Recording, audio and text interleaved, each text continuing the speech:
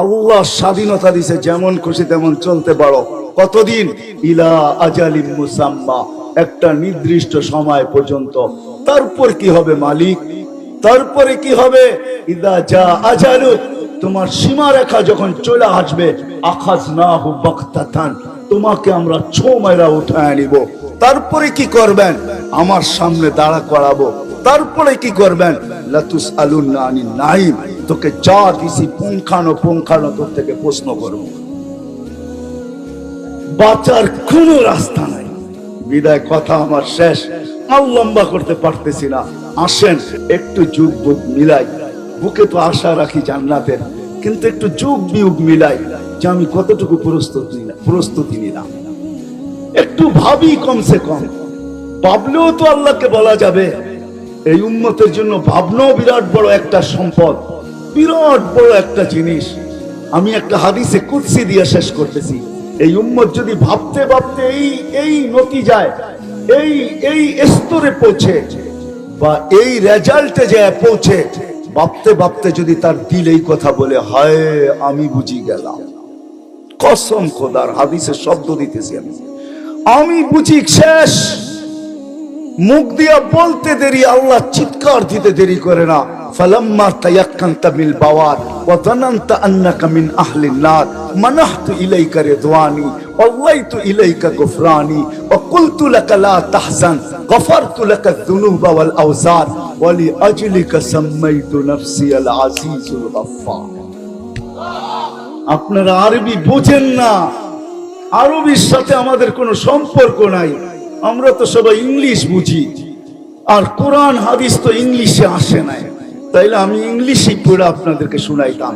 আল্লাহ বলে, বান্দা তুই যদি ভাবতে ভাবতে এই সিদ্ধান্তে পৌঁছস যে তুই জাহান্নামী, আর তুই চিৎকার দিতে দেরি, হায় বলে চিৎকার দিতে দেরি, আমি আমার রেজার চাদর দিয়ে তোকে ডাকতে দেরি করি না, আমার মাগফিরাতে তোকে ডুবাইতে দেরি করি না, আমি ছুটে আইসা তোর পিঠে হাত দিতে দেরি করি না, আর আমি এই কথা বলতেও দেরি করি না। লা তাহজান, চিন্তার কোনো কারণ নাই, তোর এই ভাবনায় তোর গুনাহ খাতাকে মাফ করে দিলাম, তোর কারণেই তো আমি আজিজুল গফফার। আমি যদি আল্লাহকে প্রশ্ন করি, আল্লাহ এত তাড়াতাড়ি মাইনা গেলেন কেন, এত তাড়াতাড়ি মাফ করলেন কেন? বলে, আমি আমার বন্ধুর সাথে ওয়াদা করে ফেলছি, লা ইউখজিকা ফি উম্মতি, আপনার উম্মতের ব্যাপারে আমি আপনাকে লজ্জিত করব না, আপনার উম্মতের ব্যাপারে আপনার চেহারায় আমি বাজ আসতে দিব না, আপনার উম্মতের ব্যাপারে আপনার চেহারাকে আমি মলিন হইতে দিব না। আমি তো আরো বড় ওয়াদা করে ফেলছি নবীর সাথে, আমার বন্ধুর সাথে, সাউফা ইউতিকা রাব্বুকা ফাতারদা, আপনাকে আমি রাজি করি ছাড়বো। তোমাকে যদি মাফ না করলাম আর তুমি যদি দুজকের কাতারে দাঁড়ায়া গেলা, আমার নবী যখন দেখবে, সে তো দুনিয়ায় থাকতে আমাকে বলে দিছে, লান আরদা হাত্তা ইয়াকুনা ওয়াহিদ মিন উম্মতি ফিন নার। আপনি আমাকে রাজি করতে চান, তাইলে শুনে নেন, আমি একজন উম্মত জাহান্নামে থাকা পর্যন্ত আপনার উপরে রাজি হব না, না না না না।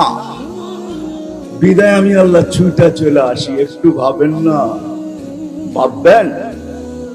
হ্যাঁ, কে কে ওয়াদা করতে পারেন? ভাববো, পাক্কা ওয়াদা?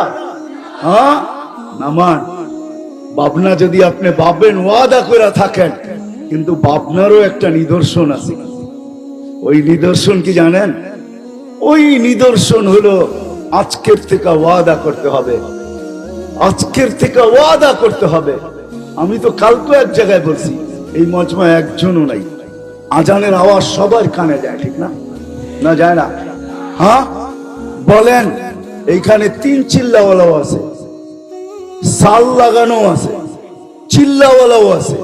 আমি তাবলিগালা হিসাবে আমার লোকদেরকে বলতে পারি,